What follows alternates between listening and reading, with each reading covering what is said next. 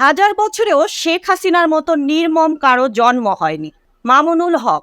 হাজার বছরেও শেখ হাসিনার মতো নির্মম কারো জন্ম হয়নি বলে মন্তব্য করেছেন খেলাফত মজলিসের মহাসচিব মুফতি মামুনুল হক। তিনি বলেন, শান্ত স্বাভাবিক পরিবেশে এমনিভাবে ছাত্র জনতার বিরুদ্ধে হত্যাযজ্ঞ পৃথিবীর ইতিহাসে বিরল। একবিংশ শতাব্দীতে এসে যা কল্পনা করা কঠিন। শনিবার 14 সেপ্টেম্বর টাঙ্গাইল জেলা খেলাফত মজলিসের আয়োজনে শহরের পৌর উদ্যানে সকাল 10টার দিকে বৈষম্য বিরোধী ছাত্র আন্দোলনে সকল শহীদ ও আহতদের স্মরণে দোয়া এবং নৈরাজ্য বিরোধী সমাবেশে প্রধান অতিথির বক্তব্যে তিনি এসব কথা বলেন। মামুনুল হক বলেন, শেখ হাসিনা 50 বছরের রাজনীতি ছিল প্রতিশোধের।